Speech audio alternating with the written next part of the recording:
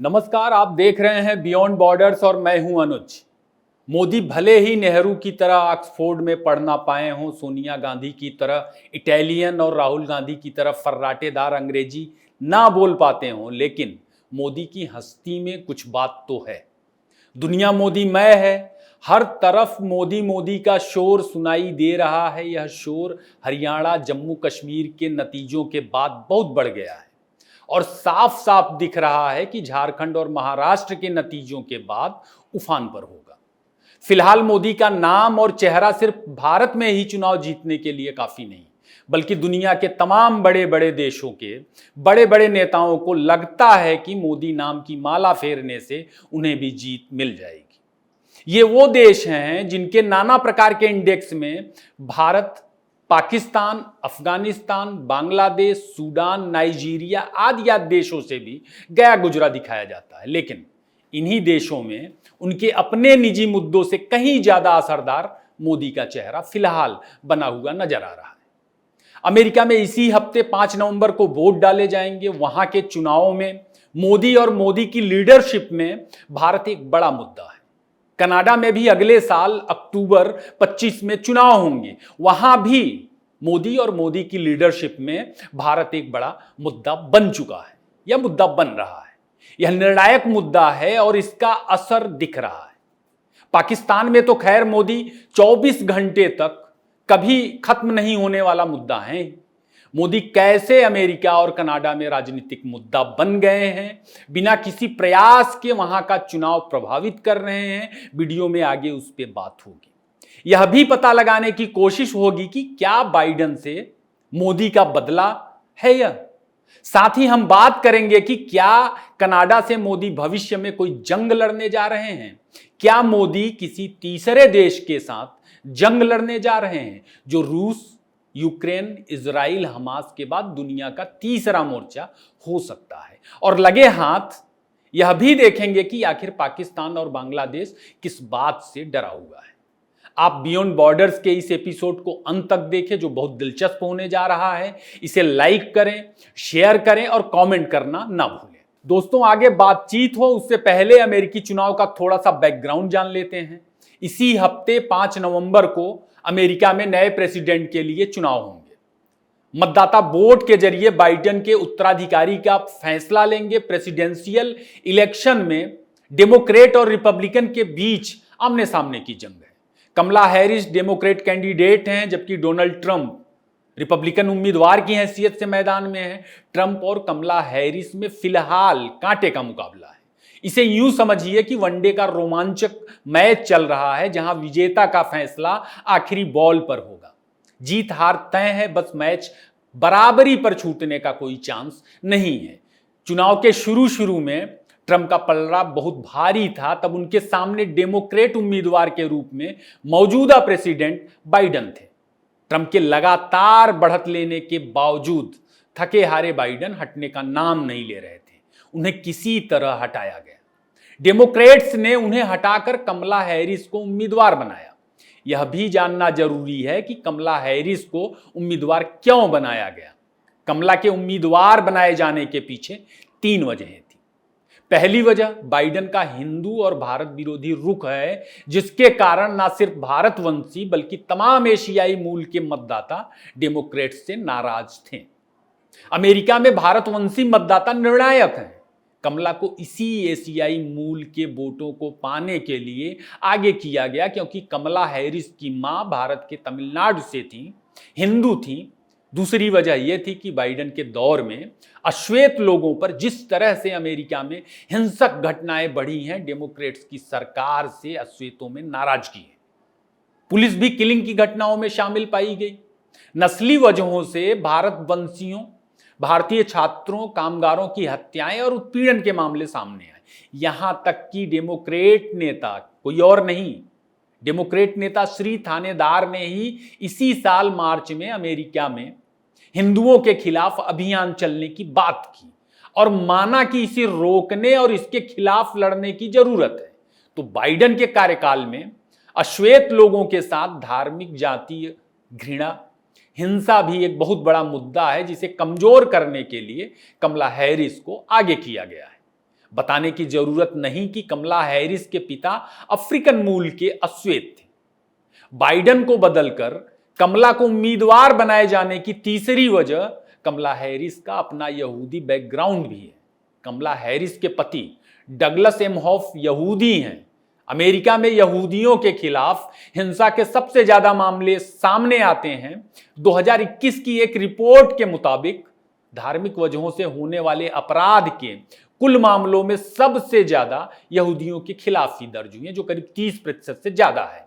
ये अमेरिकी आंकड़े हैं।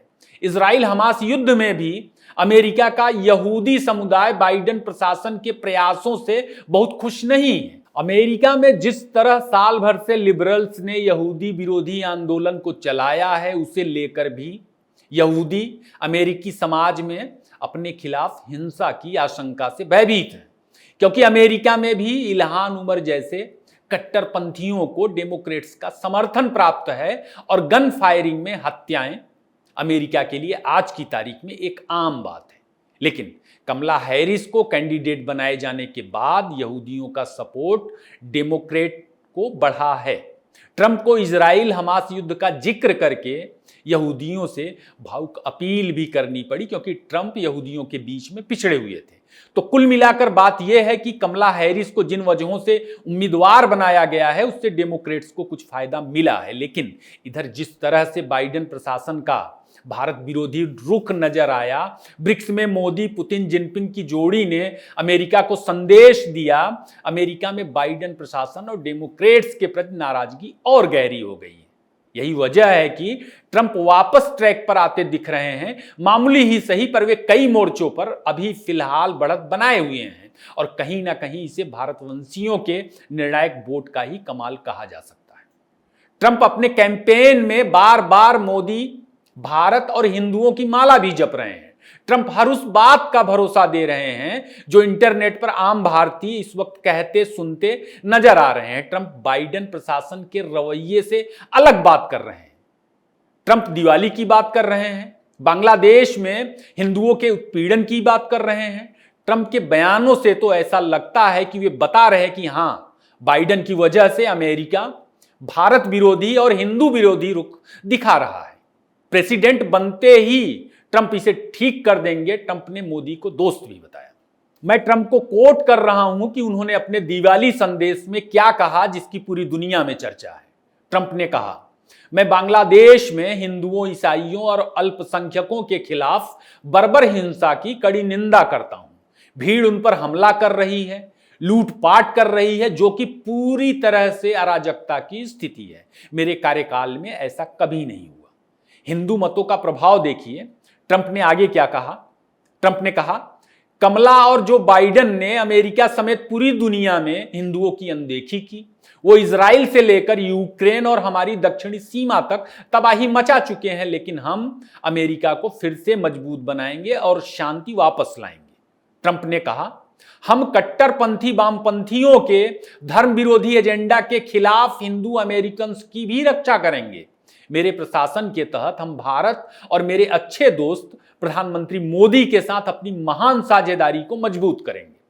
दोस्तों, आपको याद होगा कि अभी कुछ दिन पहले ही ट्रंप ने कैसे मोदी की तारीफ करते हुए उन्हें एक ताकतवर प्रशासक बताया था, जिन्होंने अमेरिकी मदद की पेशकश को यह कहते हुए मना कर दिया कि वे अपने दुश्मनों से लड़ने में सक्षम हैं।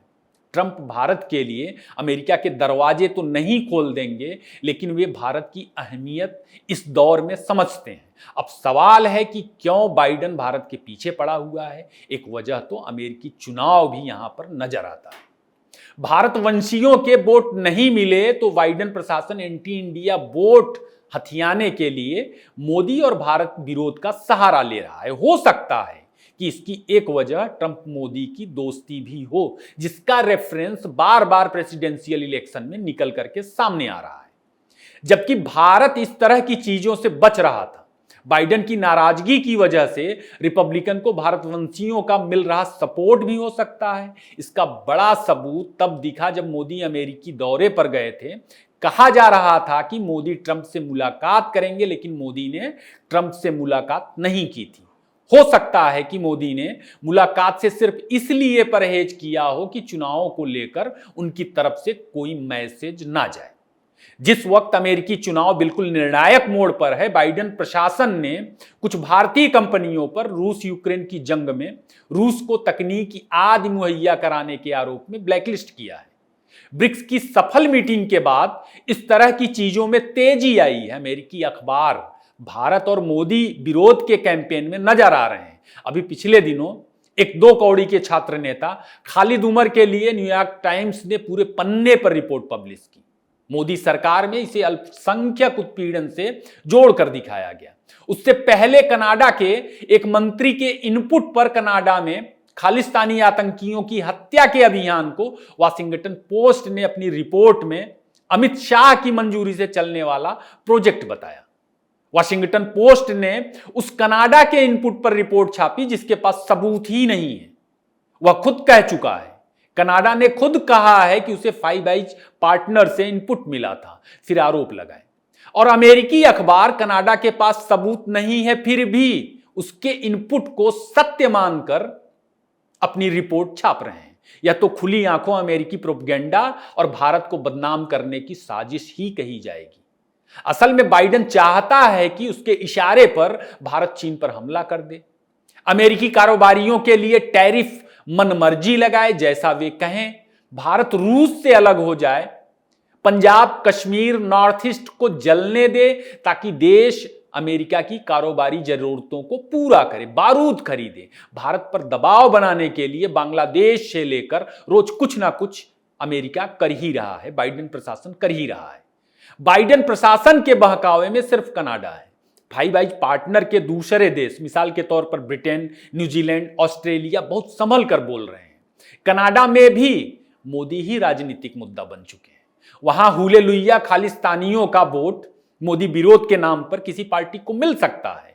भारत में भी बड़ी जमात सिर्फ मोदी घृणा में वोट डालती है। जहां जहां भारतवंशी हैं वहां वहां मोदी भी मुद्दा है। कनाडा में तो खालिस्तानियों का वोट पाने की होड़ है। अब ट्रूडो को भारत विरोध और मोदी विरोध के नाम पर कनाडा में और दावेदारों से जूझना पड़ेगा। विपक्षी नेता पियरे पोइलीवरे ने दिवाली प्रोग्राम रद्द कर दिया था। इसे भारत विरोध और खालिस्तानी तुष्टीकरण के रूप में देखा जा रहा है। पियरे पोइलीवरे पहले ट्रूडो के खिलाफ भारत के रुख का ही समर्थन करते दिख रहा था, लेकिन लगता है कि वह भी अब खालिस्तानियों को बहला फुसला रहा है। यह इस बात का भी सबूत है कि भारत विरोध की आग लगाने वाले ट्रूडो की सत्ता से विदाई तय है। भारत ने जिस तरह रौद्र रूप दिखाया है, अब खालिस्तानी शरण तलाशने की कोशिश कर रहे हैं और वे खालिस्तानी जगमीत सिंह की एनडीपी से भी अलग दूसरे विकल्पों पर ध्यान दे रहे हैं जो उन्हें कनाडा में शरण दे सके, भविष्य में उनके एजेंडे पर चल सके। वैसे दिवाली प्रोग्राम रद्द करने की वजह से कनाडा की हिंदू कम्युनिटी ने जमकर अपना विरोध जताया है। कनाडा में करीब करीब 8 लाख से ज्यादा हिंदू मतदाता भी बताए जा रहे हैं।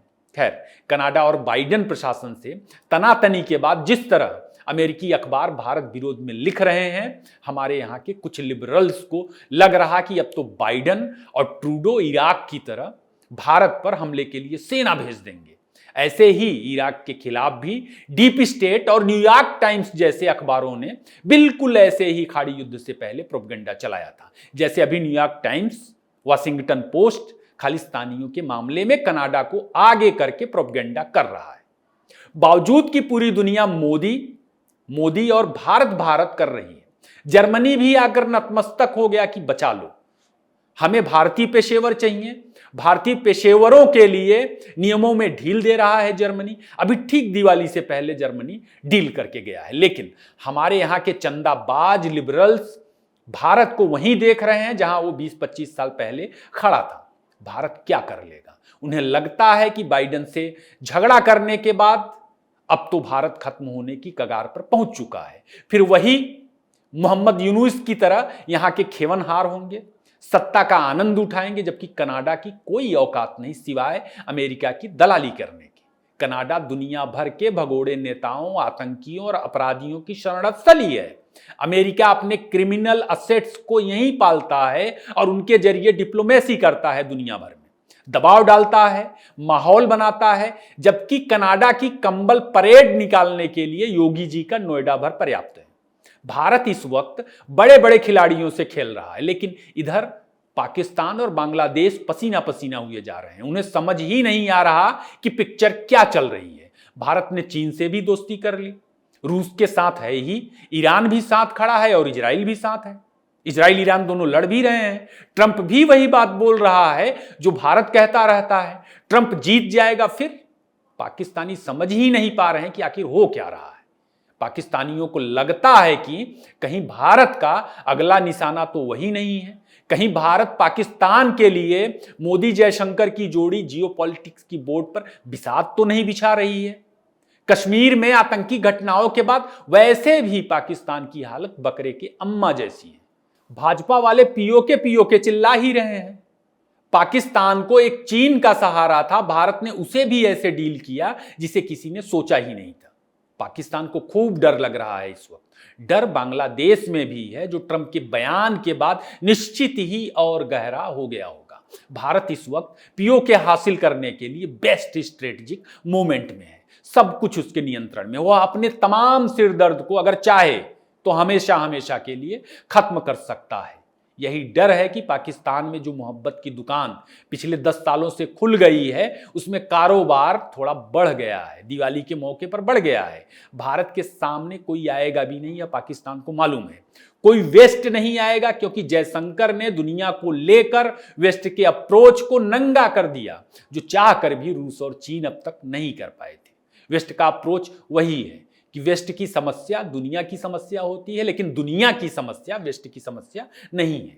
पाकिस्तान भारत से डर के बीच गरीबी में आटा गील कर रहा है। कहां तो बांग्लादेश को पाकिस्तानी आतंकी परमाणु बम तक देने की वकालत कर रहे थे, लेकिन डर का आलम यह है कि दुनिया से भीख मांग मांग के रोटी तेल का इंतजाम करने वाला पाकिस्तान चंदे में मिली रकम को दिवाली तोहफे के रूप में बांट रहा है। दिवाली पर मरियम नवाज हिंदुओं के बीच भाईचारा का पैगाम देने पहुंचती हैं। उन्होंने 1400 परिवारों को 15-15 हजार रुपए का चेक दिया। चेक बाउंस ना हो और मरियम के गुर्गे उसे वापस ना ले ले, इस बात पर भी नजर होनी चाहिए। पाकिस्तानियों का कोई भरोसा नहीं है। वैसे यह कवायद उसी डर का हिस्सा है, उसी डर की वजह से है कि कहीं भारत चढ़ ना बैठे। डर खामखा नहीं है। पाकिस्तान को लेकर भारत हमेशा तैयार बैठा रहता है। भरोसा मोदी का भी नहीं है। कब कौन सा आदेश दे दे भला कौन जानता है। इस बार कक्ष में सेना के जवानों के बीच जाकर मोदी ने कश्मीर की दहाड़ लगाई दिवाली पर। बेशक पाकिस्तानियों के दिल में दहशत होगा। बांग्लादेश को लेकर तो तमाम चीजें सामने आती ही रहती हैं। शेख हसीना के तख्ता पलट के बाद बांग्लादेश में जो कुछ हुआ, उसकी वजह से मोदी सरकार पर आम लोगों का जोरदार दबाव है। लोग तरह तरह के एक्शन की मांग कर रहे हैं और तमाम एक्सपर्ट्स बता भी रहे कि एक एक्शन भारत की संप्रभुता के लिहाज से जरूरी भी है। बांग्लादेश और पाकिस्तान में जो मोहब्बत की दुकानें खुल रही हैं, असल में उसके पीछे भय ही है। भय बिनु होई न प्रीत। मोदी भय से भी प्रेम पैदा करने की कला में माहिर हैं। उनकी कूटनीति में यह शामिल है। कुल मिलाकर कनाडा, पाकिस्तान, बांग्लादेश आज तमाम सवालों के जवाब अमेरिकी चुनाव के बाद साफ होंगे। लेकिन एक बात तो तय है कि अब ग्लोबल पॉलिटिक्स में भारत की मेरिट पहले जैसे नहीं रहने वाली। भारत अब अमेरिका, रूस, चीन के साथ एक महाशक्ति है और उसके हितों की अनदेखी नहीं की जा सकती। भारत ग्लोबल साउथ का लीडर है और अब वेस्ट के खिलाफ तीसरी दुनिया के देशों की उम्मीद है, तो भारत को नजरअंदाज भी नहीं किया जा सकता। यह बात तो साफ हो गई है। सिर्फ बाइडेन प्रशासन और कनाडा को यह बात पच नहीं रही है। मोदी की ताकत उनका मतदाता समूह है। पश्चिम मोदी को प्रोपेगेंडा फैलाकर नहीं हटा सकता। लोग जानते हैं कि यह भारत के लिहाज से कितना महत्वपूर्ण है। हरियाणा में लोगों ने गलती सुधारी। मोदी की बॉडी लैंग्वेज हरियाणा नतीजों के बाद से ही बदली हुई है। झारखंड, महाराष्ट्र के बाद मोदी को संभालना मुश्किल हो जाएगा। आज के लिए बस इतना ही। एपिसोड कैसा लगा प्रतिक्रियाओं में जरूर बताएं। इसे लाइक करें, शेयर करें। आपने इतना समय दिया, आपका बहुत बहुत धन्यवाद।